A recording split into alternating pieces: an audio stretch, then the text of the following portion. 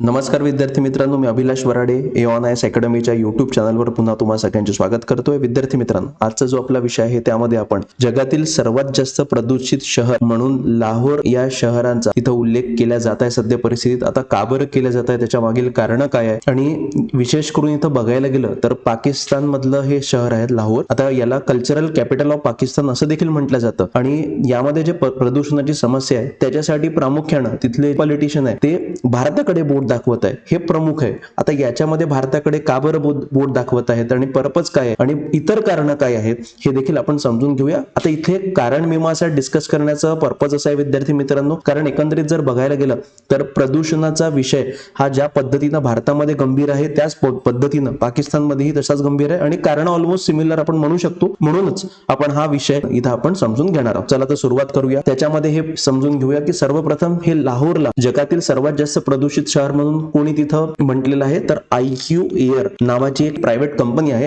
ही जे air purifier सारखे असे प्रोडक्ट ही बनवून विकते आणि हीच कंपनी काय करते, एक सर्वे तिथं पब्लिश करते ज्याला वर्ल्ड एअर क्वालिटी रिपोर्ट देखील म्हणतात. प्रत्येक वर्षी हा रिपोर्ट पब्लिश केला जातो आणि यांच्या जगातील विविध देशांमध्ये यांचे सेन्सर्स तिथे लावलेले आहे आणि हे हवेची गुणवत्ता जगाच्या विविध भागात रिअल टाइम मध्ये म्हणजे आजच्या घडीला किती पोल्युशन आहे हे सगळं तिथं त्यांच्या वेबसाईटवर तिथं कळवलं जातं. यांनीच जाहीर केलं की रिसेंटली लाहोर हे पाकिस्तानातील शहर जगातील सर्वात जास्त प्रदूषित शहर म्हणून त्यांनी घोषित केलेलं आहे. आता यामध्ये प्रमुख कारण जे म्हटलं जातं ते आहे स्टबल बर्निंग आणि विशेष करून पंजाब, भारतामधील पंजाब आणि पाकिस्तानमधील पंजाब जे आहे या पंजाबमध्ये तिथं भाताची शेती होते आणि या भाताची शेती झाल्यानंतर तिथं भाताचे जे खुंटे असतात आणि भाताच्या शिल्लक ज्या पेंडा असतात ते एक प्रकारचं वेस्ट असतं ते, तर याला तिथले शेतकरी जळवतात आणि या जळवल्यामुळे त्या भागामध्ये विशेष करून भारताच्या नॉर्थ इंडियामध्ये आणि पाकिस्तानमध्ये देखील प्रदूषण तिथं वाढतं असं त्यांचं म्हणणं आहे. तर त्यामध्येच आपण आजचं समजून घेऊया. आता हे बघा विद्यार्थी मित्रांनो, हा IQ एअरच्या वेबसाईटवर एक इमेज जी आहे ही रिअल टाइम इमेज आहे. ठीक आहे, ही कालची इमेज आहे विद्यार्थी मित्रांनो. तर त्यामध्ये विशेष करून इथं बघा तुम्हाला दिसून येईल की पाकिस्तानातील एवढा भाग मी रेड कलरनी इथं मॅपवर दर्शवतोय आणि त्यामध्ये भारतामध्ये जर बघायला गेलं तर न्यू दिल्ली, आग्रा, कानपूर, जबलपूर, इव्हन छत्तीसगड पर्यंतचा भाग खूप जास्त तिथं डार्क रेड आहे. तर एकंदरीत जर इथं बघायला गेलं तर ही कॅटेगरी अनहेल्दी किंवा हॅझार्डस याच्या मधात येते विद्यार्थी मित्रांनो. तर म्हणजे काय, अनहेल्दी आणि हॅझार्डसच्या दरम्यान हवेची गुणवत्ता विशेष करून इथं उत्तर भारतात आणि मध्य भारतापर्यंत देखील त्याचा लोण पसरलेला आहे आणि पाकिस्तानमध्ये तर आहेच आहे. आणि या भागात प्रामुख्यानं हवेची गुणवत्ता खूप जास्त खालावलेली आपल्याला बघायला मिळते आणि विशेष करून जेव्हा इथं हिवाळा येतो त्या हिवाळ्यामध्ये तर अजूनच ही समस्या तिथं डेंजरस लेवलवर जाते. इव्हन आता तुम्हाला बघायला मिळेल की येणाऱ्या काळामध्ये म्हणजे पुढच्या महिन्यात आपल्या नवी दिल्ली जी आपली राजधानी आहे त्या राजधानीमध्ये देखील एअर क्वालिटी इंडेक्स म्हणजे ज्याच्यानं हवेची गुणवत्ता मोजण्यात येते तर हा एअर क्वालिटी इंडेक्स देखील खूप जास्त खालावलेला मिळतो आणि आपल्या इथं देखील हवेची गुणवत्ता जवळपास हॅझार्डस लेवलवर जाते की ज्यामध्ये एक हेल्दी माणूस देखील त्या हवेला जेव्हा इनहेल करतो त्याच्यावर देखील त्याचे विपरीत परिणाम होऊ शकतात. आता यामध्ये बघा विद्यार्थी मित्रांनो, IQ एअर ही जी कंपनी आहे यांनी एक सर्वे जो पब्लिश केला होता that is World air quality Report 2023च्या, त्यामध्ये जगातील 10 सर्वात जास्त पोल्युटेड शहर आहे त्यापैकी 9 शहर हे भारतातील आहे आणि पहिल्या क्रमांकावर तर बेगुसराय बिहार मधलं जे शहर आहे ते येत होतं आणि याच्यामध्ये 5व्या क्रमांकावर लाहोर होतं. पण सध्या परिस्थितीत रिअल टाइम मध्ये लाहोर आता पहिल्या क्रमांकावर गेलं आणि त्याच्या खाली बाकीचे शहर आहे. म्हणजे एकंदरीत जर बघायला गेलं तर भारतामध्ये हवेची गुणवत्ता दिवसांगणे खूप जास्त प्रमाणात खालावत आहे आणि त्याचे विपरीत परिणाम भारतीय लोकांच्या तिथं हेल्थवर दिसून येत आहेत. विद्यार्थी मित्रांनो, 394 म्हणजे जवळपास हॅझार्डस लेवल पर्यंत तिथली हवा पोहोचलेली होती. तर असं कोणाचं म्हणणं आहे, IQ एअर या कंपनीचं तिथं म्हणणं आहे. म्हणून लाहोरला त्यांनी वर्ल्ड मोस्ट पोल्युटेड सिटी असा दर्जा दिलेला आहे. आता इथे बघून घेऊया विद्यार्थी मित्रांनो की वर्ल्ड हेल्थ ऑर्गनायझेशन कडनं की हवेची गुणवत्ता कशी तिथं कन्सिडर करण्यात येते, आपण कोणत्या हवेला चांगलं म्हणू शकतो, तर याच्या आधारावर त्यांनी एक चार्ट बनवलेला आहे. आता हवा चांगली कधी असते, जेव्हा हवेमधलं PM 2.5 म्हणजे पर्टिक्युलरेट मॅटर 2.5 पर्टिक्युलरेट मॅटर म्हणजे असे सूक्ष्म कण असतात की ज्यांचा साईज 2.5 मायक्रोमीटर पेक्षा कमी असतो. तर असे जे पार्टिकल्स असतात असे पार्टिकल्स आपल्या बॉडीमध्ये आपल्या श्वसन मार्गाद्वारे इझिली एंटर करू शकतात आणि त्यामुळे आपल्या शरीरामध्ये विविध आजार, विविध गंभीर समस्या तिथं उद्भवू शकतात. त्यामध्ये प्रामुख्याने हार्ट स्ट्रोक म्हणा किंवा आपल्या लंग्स मधलं इन्फेक्शन म्हणा, तर असे कॉमन बिमारी तिथं होते. जर 0 ते 50 यांचं प्रमाण असलं वातावरणातलं तर हवेची गुणवत्ता चांगली असते, म्हणजे air quality satisfactory and poses little or no risk. जेव्हा या PM2.5 चं प्रमाण हवेतील 51 ते 100 दरम्यान असतं तेव्हा हवेची गुणवत्ता मॉडरेट असते. यामध्ये sensitive individual should avoid outdoor activity as they may experience respiratory symptoms. त्यानंतर जर PM2.5 चं प्रमाण हवेतील 101 ते 150 दरम्यान असेल तर याला अनहेल्दी फॉर सेन्सिटिव्ह ग्रुप्स असं कन्सिडर करण्यात येतं. यामध्ये देखील जे सेन्सिटिव्ह लोक असतात, ज्यांना अस्थमाची बिमारी वगैरे आहे किंवा जनरल पब्लिक, यांना देखील घशामध्ये इरिटेशन होऊ शकतं किंवा रेस्पिरेटरी प्रॉब्लेम येऊ शकतात. आणि जर 151 ते 200 दरम्यान जर हवेची गुणवत्ता असेल तर अनहेल्दी म्हटलं जातं. आणि याचाच अर्थ increase likelihood of adverse effect and aggregation to the heart and lungs among general public. आणि 201 ते 300 दरम्यान जर PM2.5 जर प्रमाण असेल तर त्याला व्हेरी अनहेल्दी म्हणतात. अगेन याच्यामध्ये तर सरळ आपल्या डोळ्यातून तिथं पाणी वगैरे निघायला सुरुवात होतं आणि आपण बाहेर निघणं थांबवलं पाहिजे असं यांचं म्हणणं आहे. आणि 300 पेक्षा जर जास्त तिथं PM2.5 जर प्रमाण गेलं तर याला हॅझार्डस कॅटेगरीमध्ये तिथं कन्सिडर करण्यात येतं. आणि याच्यामध्ये तर बाहेर बिलकुलच निघू नये, खूप जास्त अर्जंट काम असेल तर निघावं आणि तुम्ही मास्क वगैरे तिथं घातलं पाहिजे. तर अशा प्रकारे WHO या गाईडलाईन्स तिथं पब्लिश केलेल्या आहे एअर क्वालिटीच्या संदर्भात. तर एकंदरीत जर इथं बघायला गेलं तर लाहोरला हा जो टॅग मिळालेला आहे वर्ल्ड मोस्ट पोल्युटेड सिटीचा, हा का बरं मिळालेला आहे? कारण इथं जे हवेची गुणवत्ता आहे त्याच्यामध्ये PM2.5 चं जे प्रमाण होतं हे 300 पेक्षा जास्त तिथं दिसून आलं होतं. आता हेल्थ इम्प्लिकेशन काय विद्यार्थी मित्रांनो, म्हणजे याचे आपल्या हेल्थवर परिणाम किती होतात? तर WHO ची आकडेवारी आहे त्याच्यानुसार जवळपास प्रत्येक वर्षी 7 मिलियन लोक एअर पोल्युशनमुळे त्यांचा मृत्यू होतो. आणि या मृत्यूमध्ये जास्त करून जे मृत्यू आहे ते विकसनशील देशामध्ये जास्त करून आढळतात, जसं भारत, पाकिस्तान यांच्यामध्ये. आणि याच्यापैकी how many people breathe unhealthy air, तर पूर्ण जगाचं जर आपण एक आकडेवारी बघितली तर या जेवढेही लोकसंख्या आहे जगाची त्याच्यापैकी जवळपास 91% जी जगाची लोकसंख्या आहे ती अनहेल्दी एअर तिथं इनहेल करते, म्हणजे आपण अस्वच्छ तिथं हवेमध्ये आपण राहतो आहे. ठीक आहे. आणि भारताचं जर इथं आकडेवारी बघायला गेली विद्यार्थी मित्रांनो, जवळपास भारताची अख्खी जनता म्हणजे जेवढी आपली जनता आहे 1.4 बिलियन लोक, सगळे जनता तिथं अनहेल्दी एअरला तिथे एक्सपोज होतात, म्हणजे आपण पॉल्युटेड एअर मध्ये तिथं राहतो. आता यामध्ये पाकिस्ताननं काय केलं आहे तर पाकिस्तानमध्ये पंजाब सरकारनं announce that it will deploy artificial rain to combat the brewing smog crisis in Lahore. म्हणजे यांनी आता तिथं एक कृत्रिम जी रेनफॉल होते, कृत्रिम पाऊस पाडण्यासाठी तिथे त्यांनी तयारी दर्शवलेली आहे. आता कृत्रिम पाऊस जो आहे विद्यार्थी मित्रांनो हा तर पाडला जाऊ शकतो, पण हा सक्सेसफुल किती होईल हे डिपेंड करतं की त्यावेळेसची कंडिशन काय आहे. आणि दुसरं, हा पाऊस आपण सुरुवात करू शकतो पण हा थांबवायचा कसा याचं तंत्रज्ञान अजूनपर्यंत वैज्ञानिकांकडे नाही आहे. तर वैज्ञानिकांचं तेच म्हणणं आहे की आपण एकदा सुरू तर करून देऊ, पण पाऊस जर खूप जास्त प्रमाणात आला तर त्याच्यामुळे तिथं पूर देखील येऊ शकतो. The Pakistan meteorological department has issued an advisory on the rising smog level. तर विद्यार्थी मित्रांनो हा स्मॉग काय असतो? स्मॉग म्हणजे स्मोक प्लस फॉग. आता तुम्हाला माहिती आहे विद्यार्थी मित्रांनो की हळू करून उत्तर भारतामध्ये आणि पाकिस्तानामध्ये हिवाळ्याची सुरुवात तिथं झालेली आहे आणि अशा परिस्थितीमध्ये टेम्परेचर तिथं आता कमी व्हायला लागले. तर जेव्हा टेम्परेचर कमी होतं तेव्हा विशेष करून तिथं आपण बघतो की धुकं दिसायला लागतात आणि हे धुकं जे असतात ते एक प्रकारे यालाच म्हणतात स्मॉग. ठीक आहे. It attributed the present state to industrial pollution and vehicular emissions, saying this would be exacerbated by enabling weather factors that allow harmful pollutants to remain lost in the atmosphere. तर यामध्ये प्रामुख्यानं तिथल्या वैज्ञानिकांना असं म्हटलेलं आहे, एकतर भारतामध्ये आणि पाकिस्तानमध्ये जे शेतकरी असतात ते त्यांचं स्टबल बर्निंग करतात किंवा ज्या भाताच्या पेंड्या असतात त्या पेंड्या त्या जळवतात आणि त्याच्यामुळे तर पोल्युशन तर होऊनच राहिलं आहे, पण त्याच्या व्यतिरिक्त ज्या काही इंडस्ट्रियल ऍक्टिव्हिटी होत आहे आणि व्हेहिक्युलर पोल्युशन जे होतं ते देखील प्रमुख कारण आहे की लाहोरमध्ये एक प्रमाण जे आहे पोल्युशनचं ते खूप जास्त वाढलेलं आहे. आता IQ एअर काय आहे विद्यार्थी मित्रांनो? तर IQ air is a Swiss air quality technology company. म्हणजे ही जी कंपनी आहे ही एअर प्रोडक्ट्स बनवते, एअर प्युरिफायर्स बनवते आणि हे लोक the annual world air quality report publish करतात प्रत्येक वर्षी based on data from monitoring stations operated by governments and other institutions and organisation across the world. ठीक आहे. आता IQ एअर मेजर काय करते? It measures air quality levels based on the concentration of the hazardous airborne PM2.5 particles. म्हणजे मी तुम्हाला आधीच सांगितलं की पर्टिक्युलरेट मॅटर 2.5 मायक्रोमीटर पेक्षा जे लहान असतात अशा पार्टिकल्सचं प्रमाण हवेमध्ये किती आहे हे IQ एअर ही कंपनी मोजते जगाच्या विविध भागात आणि त्याच्यावर आकडेवारी पब्लिश करते.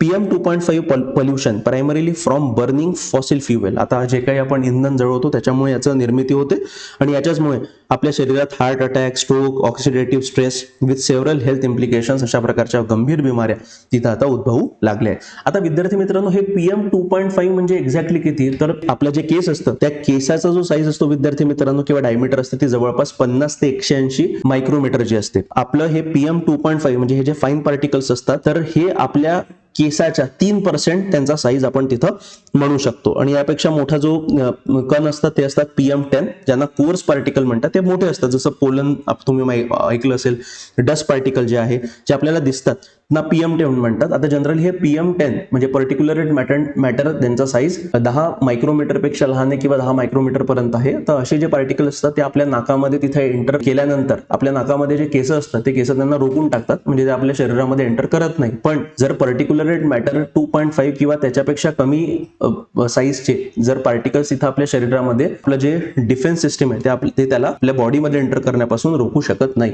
तर अशा पद्धतीत प्रामुख्यानं हे पर्टिक्युलर मॅटर 2.5 आणि त्याच्यापेक्षा कमी साईजचे पार्टिकल आपल्या बॉडीमध्ये एंटर करतात आणि आपल्याला त्याच्यामुळे विविध बिमाऱ्यांना सामोरे जावं लागतं विद्यार्थी मित्रांनो. आता यामध्ये रिझन काय आहे, म्हणजे लाहोरमध्ये हे जे पोल्युशन वाढलेलं आहे रिझन काय, तर प्रमुख एक कारण आहे ते विद्यार्थी मित्रांनो की जसं आता हवामान बदल झालेला आहे, आता सीझन जो सुरुवात झालेली आहे ती हिवाळ्याची झालेली आहे. तर Lahore and other Pakistani cities are covered in a visible layer of a haze that prevents warm air from rising and traps pollutant closer to the ground in what is called as a temperature inversion. म्हणजे विद्यार्थी मित्रांनो काय होतं की एक जॉग्राफीचा phenomena आहे. त्यामध्ये असं होतं की जी हवा असते, जी जमिनीला लागून हवा आहे, ती गरम झाल्यानंतर ती हवा वरती जाते आणि वरती जाऊन हळूहळू ती थंड होते. आता टेम्परेचर इन्व्हर्जन म्हणजे काय, तर याच्यामध्ये ही जी नॅचरल प्रोसेस असते की ज्यामध्ये हवा जशी जशी वरती जाते तशी तशी थंड होते, तर ते न होता वरती गरम हवा निर्माण होऊन जाते आणि त्याच्यामुळे खालची जी हवा आहे ती वरती जात नाही आणि खालची हवा खालीच फिरत राहते आणि त्यामुळे अजून तिथं पोल्युशन वाढून राहिलं आहे.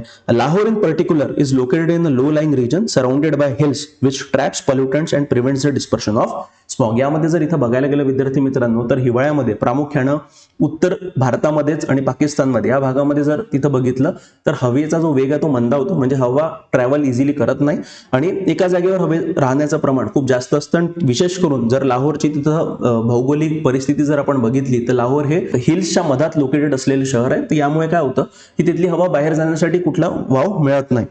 तिसरा आहे stubble burning has often been cited as the major reason for the uptick in smog during the winter months every year. मी आता सांगितलं तुम्हाला की भारतातलं पंजाब आणि पाकिस्तानातलं पंजाब या दोन्ही भागामधनं जे शेतकरी असतात हे प्रामुख्यानं भाताची शेती करतात आणि भाताचं हार्वेस्टिंग झाल्यानंतर म्हणजे ते पीक घेतल्यानंतर जे काही उरलेलं तिथं भाताच्या पेंड्या असतात किंवा खुंटे असतात तर यांना काय केलं जातं, यांना जळवलं जातं, कारण परत पुढील सीझनसाठी यांना शेत तयार करायचं असतं. तर त्यामुळे हे जे जळवतात याच्यामुळे देखील तिथं पोल्युशन खूप जास्त प्रमाणात वाढत आहेत असं तिथल्या लोकांचं आणि तिथल्या पॉलिटिशियन्स आणि वैज्ञानिकांचं म्हणणं आहे. आता हे बघा विद्यार्थी मित्रांनो, अशा पद्धतीनं ह्या आहे भाताच्या खुंट्या आणि यांच्याच पेंड्या बनवल्या जातात आणि त्या पेंड्या ज्याला स्टबल म्हणतात आणि यांना जळवलं जातं आणि हे जळवलं बेसिकली याच्यासाठीच जातं कारण जळवल्यानंतर हे सर्वात कॉस्ट इफेक्टिव्ह मेथड आहे की शेतकरी त्यांनी आपलं शेत एका झटक्यात साफ करतो आणि हे जळवल्यानंतर हेच ॲज अ खात म्हणून तिथं ऍक्ट करतं जमिनीमध्ये. तर ही एक कॉमन मेथड आहे विद्यार्थी मित्रांनो भारताच्या पंजाब आणि हरियाणा भागामध्ये आणि विशेष करून पाकिस्तानामध्ये.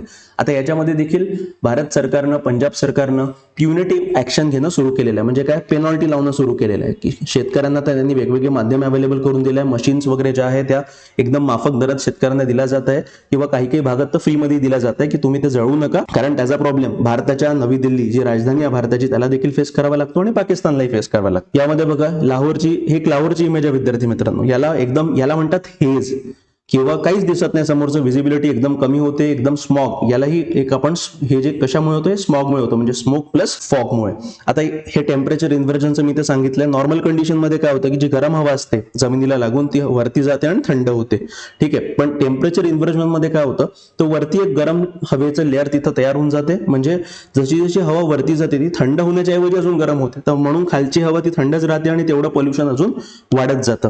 आता stubble burning is carried out in both sides of Punjab. Pakistani politicians have long blamed Indian farmers for engaging in the practice and sending toxic smog across the border. म्हणजे पाकिस्तानी राज्यकर्त्यांचं म्हणणं असं आहे की भारतीय जे शेतकरी ते मुद्दामून करतात आणि ते बॉर्डरवरून तिथं काय पाठवतात, टॉक्झिक हवा आहे ती पाठवतात. असं काहीच पर्पज राहत नाही विद्यार्थी मित्रांनो भारतातील शेतकऱ्यांचा.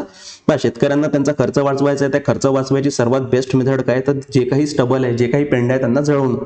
तर ते भारतातील शेतकरी करतात आणि पाकिस्तानातील करतात, आणि भारत देखील त्याच्यावर प्रयत्न करतोय की याला कसं थांबवलं पाहिजे, आणि पाकिस्तानी करतोय. पण हे जे आरोप पाकिस्तानकडून आपल्यावर करण्यात येतं हे एक प्रकारचे बिनबुडाचे आणि मेन मुद्द्यापासून तिथं भरकटण्यासाठी हे तिथं अशा प्रकारचे विधान केलं जातं. कारण तुम्हाला माहिती आहे विद्यार्थी मित्रांनो की भारतामध्ये काही झालं तर भारतीय राज्यकर्ते पाकिस्तानकडे बोट दाखवतात आणि पाकिस्तानवाले भारताकडे दाखवतात. त्यानंतर chief minister of Punjab in Pakistan Maryam Nawaz urge for climate diplomacy with India to coordinate their response to the smog crisis. तर यांनी थोडं सेन्सिबल म्हटलेलं आहे की पंजाबचे जे मुख्यमंत्री आहे मरियम नवाज यांनी म्हटलेलं आहे की क्लायमेट डिप्लोमॅसी सुरू केली पाहिजे भारत आणि पाकिस्तानने, आणि यांनी एकत्रितपणे तोडगा काढला पाहिजे की हे जे हवेचं प्रदूषण होत आहे आणि हे प्रामुख्याने दोन देशामधला प्रमुख विषय आहे, तर याला कसं थांबवलं पाहिजे, आणि जे काही शेतकऱ्यांमुळे जे पोल्युशन होणार आहे ज्याच्यामध्ये पेंड्या जळवल्या जातात याच्यावर काय तोडगा काढला पाहिजे, तर याच्यासाठी त्यांनी क्लायमेट डिप्लोमॅसी सुचवलेली आहे.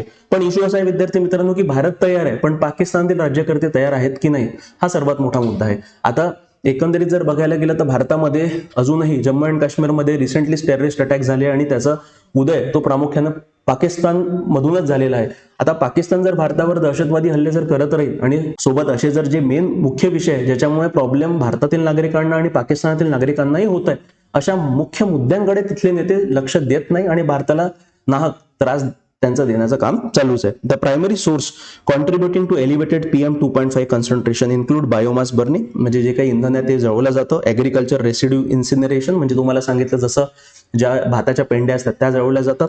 व्हेहिक्युलर एमिशन, म्हणजे खूप जास्त प्रमाणात तिथं वाहनं वापरले जातात आणि त्या वाहनांमध्ये जे पेट्रोल वगैरे जे तिथं वापरलं जात आहे. आता पाकिस्तान एक खूप बॅकवर्ड देश आहे विद्यार्थी मित्रांनो, टेक्नॉलॉजिकली खूप जास्त बॅकवर्ड आहे आणि त्यांचे जे फ्युएल्स आहेत म्हणजे जे काही इंधन ते वापरतात हे खूप जास्त प्रमाणात त्याच्यामध्ये सल्फरचं प्रमाण असते, त्याच्यामुळे देखील पोल्युशन खूप जास्त होत आहे. इंडस्ट्रियल ऍक्टिव्हिटी आणि ब्रिक क्लिन्स, म्हणजे ज्या विटाच्या भट्ट्या आहेत त्या विटाच्या भट्ट्यांचं प्रमाण या लाहोर शहराच्या अवतीभोवती खूप जास्त प्रमाणात आहे, तर त्याच्यावर देखील तिथं कारवाई रिसेंटली केली गेली आहे. आता लाहोरमध्ये ज्या पद्धतीनं भारतातील शहरांमध्ये विकास होतो आहे त्याच पद्धतीनं रॅम्पंट डेव्हलपमेंट लाहोरमध्ये होते आणि त्याच्यामुळे तिथले जे काही जमिनी आहे त्याच्यावरचे जे झाडं होते त्या झाडांना सगळ्यांना तोडण्यात येत आहे आणि त्याच्यामध्ये हाऊसिंग प्रोजेक्ट्स आणि रोड्स वगैरे कन्स्ट्रक्ट केल्या जात आहे. याचा देखील विपरीत परिणाम लाहोरच्या तिथं हवेवर होत आहे आणि म्हणूनच हवेची गुणवत्ता तिथं खालावलेली बघताना दिसत आहे. The decline in green spaces across the city compounds the problem preventing pollutants from dissipating, त्याच्यामुळे पोल्युटंट्स दुसरीकडे जात नाही आणि त्या एका जागेवरच तिथं त्यांचं स्टोरेज होतं. याच्याच मध्ये अजून एक प्रमुख कारण म्हटलं जात आहे की तिथंच एक कोल फायर्ड पॉवर प्लांट आहे, तर ज्याला थर्मल पॉवर प्लांट आहे. तर इथं लो क्वालिटी हाय सल्फर फ्युएल वापरलं जातं, म्हणजे जो कोळसा तिथं वापरला जातो त्याच्यामध्ये सल्फरचं प्रमाण खूप जास्त असतं. यामुळे देखील त्या भागामध्ये विशेष करून तिथं हवेची गुणवत्ता खूप जास्त प्रमाणात ढासळलेली आहे आणि त्याच भागामध्ये चायना पाकिस्तान इकॉनॉमिक कॉरिडॉर सुद्धा जातो. तिथं देखील इन्फ्रास्ट्रक्चर ऍक्टिव्हिटी चालू आहे, कन्स्ट्रक्शन ऍक्टिव्हिटी चालू आहे. तर तुम्हाला माहित असायला पाहिजे विद्यार्थी मित्रांनो की भारतामध्ये न्यू दिल्लीमध्ये जेव्हा 2-3 वर्षाच्या आधी खूप जास्त प्रमाणात पोल्युशन वाढलेलं होतं, तिथल्या सरकारनं म्हणजे तिथल्या राज्य सरकारनं ऑड इव्हन पॉलिसीची सुरुवात केली होती. त्यासोबतच त्यांनी कन्स्ट्रक्शन ऍक्टिव्हिटी, इन्फ्रास्ट्रक्चर ऍक्टिव्हिटीज यांच्या सगळ्यांवर तिथं पाबंदी घातलेली होती. तर यांनी सुद्धा हे करायला पाहिजे की कन्स्ट्रक्शन ऍक्टिव्हिटी लाहोरच्या भागामध्ये आणि लाहोरच्या अवतीभोवती जे काही चालू आहे त्याच्यावर टेम्पररी त्यांनी स्टॉप तिथं करायला पाहिजे. आता what is a way to tackle the crisis, म्हणजे याच्यावर तोडगा काय आहे, तर पहिला तोडगा जो पंजाब पाकिस्तान सरकारनं तिथं विचार करताय ते आहे क्लाउड शेडिंगचा, म्हणजे कृत्रिम पाऊस पाडण्याचा. पण इश्यू असा आहे विद्यार्थी मित्रांनो की कृत्रिम पाऊस तर येऊ तर शकतो पण हा जो पर्याय आहे हा टेम्पररी पर्याय आहे, म्हणजे हा परमनंट नाही आहे. म्हणजे याच्यामुळे 1-2 दिवस तिथं हवेची गुणवत्ता सुधारून दिसेल पण त्याच्यानंतर काय, तर प्रत्येक वेळेस तर करू शकत नाही आणि खूप जास्त खर्चिक आहे क्लाउड शेडिंग करणं. त्यांचं असं चालू आहे की 10 लोकेशनवर करायचं पण त्यांनी काय आउटकम मिळणार नाही. हे आपण म्हणू शकतो की एक प्रकारचं प्रॉब्लेम आहे, पण प्रॉब्लेमला झाकण्याची हवी ही पद्धत आहे. तर तुम्हाला जो प्रॉब्लेम ज्याच्यामुळे मूळ ज्याच्यापासून येतोय त्याला तुम्हाला टॅकल करावं लागेल. Punjab authorities have reportedly began a crackdown on smog producer, त्यामध्ये कन्स्ट्रक्शन ऍक्टिव्हिटी यांनी थांबवलेली आहे. ज्या काही प्रोडक्शन ऍक्टिव्हिटी आहे त्याच्यावर यांनी कारवाई करणं सुरू केलेली आहे आणि लाहोर शहराच्या अवतीभोवती ज्या काही वीट भट्टी आहे त्याच्यावर देखील यांनी कारवाई करून त्यांना डिमॉलिश करायला सुरुवात केलेली बघायला मिळते. Transition to greener mass transit fuel quality inspection, हे फार महत्वाचं आहे की जी काही इंधन ते लोक वापरत आहेत त्याची गुणवत्ता काय आहे हे तपासणं फार आवश्यक आहे. त्यामध्ये ग्रीनरी वाढवणं आवश्यक आहे, इंडस्ट्रियल मॉनिटरिंग करणं आवश्यक आहे, ट्री प्लांटिंग ड्राईव्स की जास्त करून झाडांची तिथे लागवड झाली पाहिजे, urban forest creation, drone and thermal technologies for monitoring. अशा प्रकारचे जे काही टेक्नॉलॉजीच्या आधारावर काही माध्यम आहे यांचा वापर तिथं होत आहे, पण तो सुद्धा फार जास्त लिमिटेड प्रमाणात आहे. कारण तुम्हाला माहिती आहे विद्यार्थी मित्रांनो की पाकिस्तान हा ऑलरेडी दिवाळखोरीला निघालेला देश आहे, याच्याकडे पैसा जास्त नाही आहे. तर जेवढं काही मुबलक प्रमाणात अवेलेबल आहे तिथे फक्त बोलता येतं की आम्ही करू, पण अशा प्रकारचं ऍक्च्युअल ग्राउंडवर होणं महत्त्वाचं आहे. आणि त्यामध्येच त्यांनी अजून 2 नवीन पद्धती ऍड केलेल्या. एक तर अँटी स्मॉग स्क्वॅडची निर्मिती केलेली आहे. तर हा स्क्वॅड काय करेल, फार्मरला एज्युकेट करेल on sustainable practices to reduce crop burning. तर यांनी देखील विविध योजना आणलेल्या आहे की शेतकऱ्यांना हे लोक अपील करत आहे की तुम्ही जे काही पेंड्या आहे त्या पेंड्यांना जळवू नका. त्यांच्यावर विविध प्रकारचे त्यांनी मार्गदर्शन देखील करत आहे. आणि दुसरं आहे environmental education, integrating environmental awareness into the provincial curriculum, की पर्यावरणाला कसं वाचवायचं आणि स्वच्छ हवा आपल्या शरीरासाठी का बरं आवश्यक आहे याबद्दलचं नॉलेज तिथं आता एन्व्हायरमेंटल एज्युकेशनच्या माध्यमातून लहानपणापासूनच विद्यार्थ्यांना देण्याचं त्यांनी प्रोव्हिजन केलेलं दिसतंय.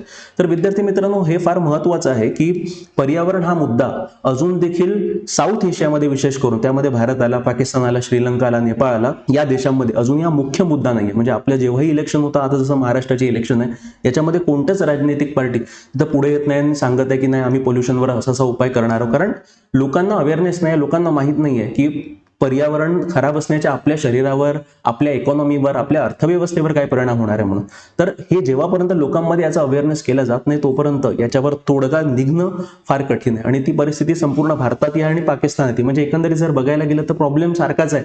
आणि सोल्युशन जो आहे, आता सोल्युशनवर कोण किती ऍक्टिव्हली काम करतं हे फार पाहणं तिथं महत्त्वाचं ठरेल. आणि पाकिस्तानातील राज्यकर्ते म्हणा किंवा भारतातील राज्यकर्ते म्हणा, यांची अशी कोणतीच इच्छा तिथं दिसत नाही की एकदम जो मेन प्रॉब्लेम आहे त्याचं मुळापासून त्याच्यावर इलाज करण्याचं कोणाचीच तयारी तिथं दिसत नाही. इव्हन आपण बघितलं की नवी दिल्लीमध्ये आता परत दिवाळीचा सीझन येतोय, तर फटाके फोडण्याची खूप जास्त उत्सुकता लोकांमध्ये आहे. तिथं सुप्रीम कोर्टाने याच्या आधीच निर्णय दिलेला आहे की आपण फटाके तिथं बॅन केले पाहिजे, इव्हन नवी दिल्लीतच नव्हे संपूर्ण भारतामध्ये. कारण असं आहे की पोल्युशनचं प्रमाण खूप जास्त वाढत आहे आणि त्याच्यामुळे आपल्याला जे रेस्पिरेटरी डिसीजेस आहेत ते खूप जास्त प्रमाणात वाढलेले दिसत आहेत. आताच मी तुम्हाला आकडेवारी सांगितली की जवळपास 7 मिलियन लोक संपूर्ण जगात दरवर्षी मरत आहेत. तर याचा हे सांगतं की गंभीरता खूप आहे.